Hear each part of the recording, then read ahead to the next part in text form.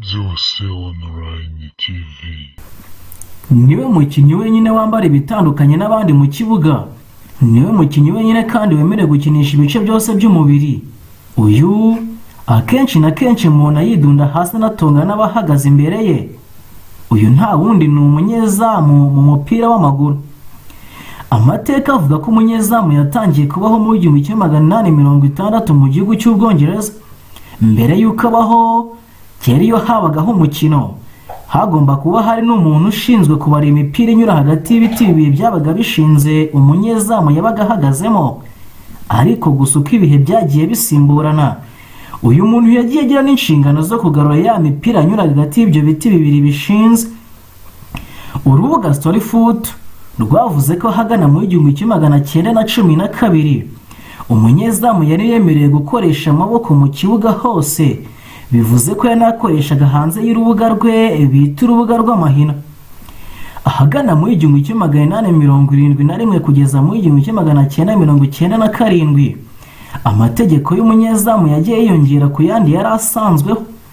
Mu 1901 umunyezamu yemerewe gufata umupira mu biganza bye, mu gihe mu 1873 atarabyemerewe, kugeza mu 1997 aho ishyirahamwe ry'umupira w'amaguru ku isi ryemeje ko umunyezamu azajya afata umupira mu biganza bye amasegonda atarenze 5. Amateka avuga ko umunyezamu Dinozofu ari umwe mu babayeho ndetse bagize imyaka myinshi bagikina, mu gihe nta mukinnyi ukina imbere mu kibuga wayigejejeho. Bamwe mu batoza bo mu Rwanda bavuga ko umunyezamu mwiza ari ukuze kandi warikinyemo igihe kirekire, nubwo ngo baba batazi kwiruka nk'abandi bakinnyi. Mu 1992 nibwo hagiyeho ihame ry'uko umunyezamu agomba gufatisha intoki, akayifata kandi ari mu rubuga rwe bita urubuga rw'amahina. Dinozofu ni umwe mu banyezamu bafatwa nk'intyoza kuri iyi si, kuko yakoze amateka yo gutwara igikombe cy'isi akuze. Aha hari mu 1982 ubwo yafataga ikipe y'igihugu y'Ubutaliyani gutwara igikombe cy'isi. Aha Dinozofu yari afite imyaka 40 yose.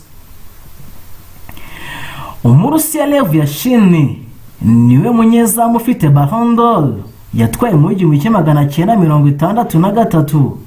Ubu niwe ufatwa nk'umunyezamu mwiza ku isi mu kinyejana cya 20, ndetse n'igihembo gihabwa umunyezamu mwiza mu gikombe cy'isi niwe cyitirirwa.